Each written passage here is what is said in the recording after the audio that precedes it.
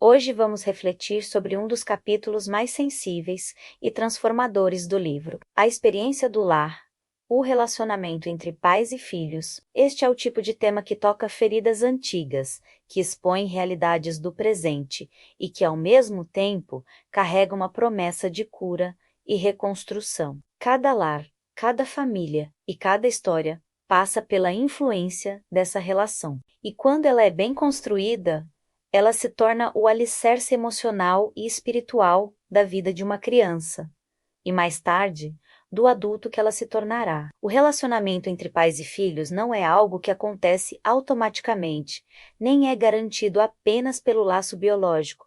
É uma construção, exige intencionalidade, presença, paciência, comunicação e sabedoria. E David Titus nos lembra que tudo começa pela atmosfera que os pais criam dentro de casa. Uma atmosfera de amor, de respeito, de aceitação e de segurança emocional. Quando a casa se torna um lugar onde a criança se sente vista, ouvida e valorizada, ela cresce com raízes firmes. Mesmo que lá fora os ventos sejam fortes, muitas vezes os pais acreditam que prover alimentos, roupas, estudos e moradia é suficiente. Mas esse capítulo revela que prover é apenas o começo. O que verdadeiramente forma o coração de um filho é o envolvimento emocional. São as conversas, o tempo de qualidade, o olhar atento, o abraço diário, a validação, o encorajamento, a disciplina equilibrada, o limite que orienta, a presença que acalma, a palavra que constrói. Os filhos não precisam apenas de pais que mantenham a casa funcionando.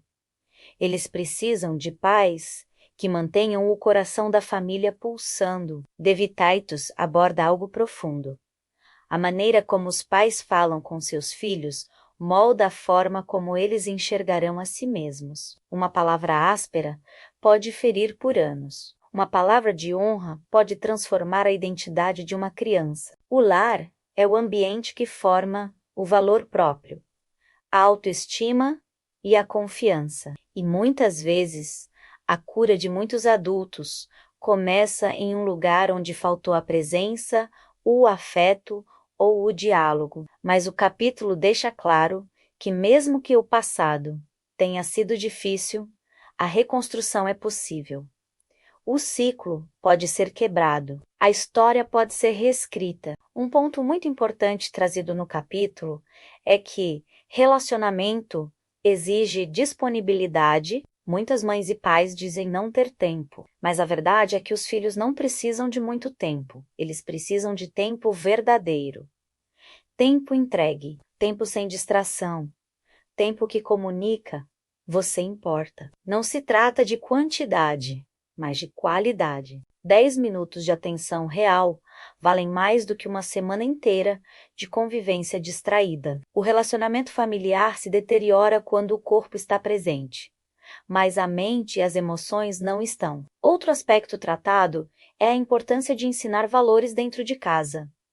A criança aprende observando, ela aprende mais pelo que vê do que pelo que ouve. Ela observa como os pais resolvem conflitos, como falam um com o outro, como tratam as pessoas, como lidam com frustração, como gerenciam dinheiro, como expressam fé, como pedem perdão, como demonstram amor. O lar é a primeira escola de caráter. É ali que a criança decide, inconscientemente, qual tipo de adulto ela será. E isso é uma grande responsabilidade, mas também um grande privilégio. A disciplina também aparece como um componente essencial do relacionamento. Disciplinar não é punir, é ensinar, é guiar, é mostrar o caminho correto, com amor e firmeza. A ausência de limites gera insegurança emocional. O excesso de rigidez gera medo. O equilíbrio entre verdade e amor cria maturidade. A disciplina é uma prova de amor porque aponta para o crescimento, não para o controle. Quando um filho entende que as correções existem porque os pais se importam com seu futuro, Ele aprende a confiar e a obedecer, com um coração mais sensível. O capítulo também nos chama a atenção para a importância do perdão dentro da relação entre pais e filhos. Nenhuma família é perfeita. Todos erram. Todos se machucam. Todos têm momentos difíceis. Mas um lar que pratica o perdão se torna um lar curado. Pais que reconhecem seus erros diante dos filhos ensinam humildade. Filhos que aprendem a pedir perdão desenvolvem maturidade emocional. O perdão é o que interrompe ciclos de amargura e abre portas para novas fases, cheias de leveza e restauração. Outro ponto essencial é que o relacionamento entre pais e filhos precisa ser intencional em todas as fases da vida. Não termina quando a criança cresce. Ele amadurece. A presença emocional continua sendo fundamental, especialmente na adolescência, quando a identidade está sendo moldada e as pressões externas se intensificam. E mesmo na fase adulta, o vínculo continua sendo uma fonte de força, orientação e amor. O lar é uma fonte que acompanha para sempre. O capítulo nos lembra que pais são a primeira imagem de Deus que uma criança conhece. A forma como a criança é tratada influencia sua percepção sobre o amor, sobre a proteção, sobre o cuidado e muitas vezes até sobre a fé. Cuidar bem do relacionamento com os filhos é também uma forma de revelar o caráter de Deus para eles. Quando um lar é cheio de honra, de diálogo e de afeto, ele se torna uma extensão do amor divino dentro do mundo. E por fim, De Vitaitos nos convida a refletir sobre algo poderoso.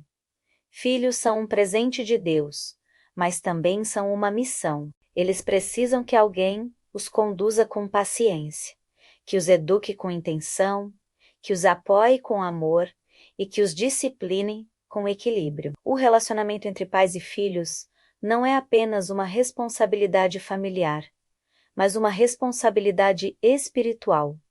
O lar não é apenas um espaço físico, é um campo de formação emocional e espiritual, onde vidas inteiras são moldadas. Que este capítulo nos inspire a cuidar dos vínculos dentro de casa com mais zelo, que possamos ser mulheres que ajudam a construir lares onde os filhos encontram segurança, amor, confiança e direção, que sejamos pontes de restauração, modelos de sensibilidade e vozes de sabedoria que preparam esta geração para viver com propósito, porque quando o coração da família está alinhado com o amor, o lar inteiro floresce.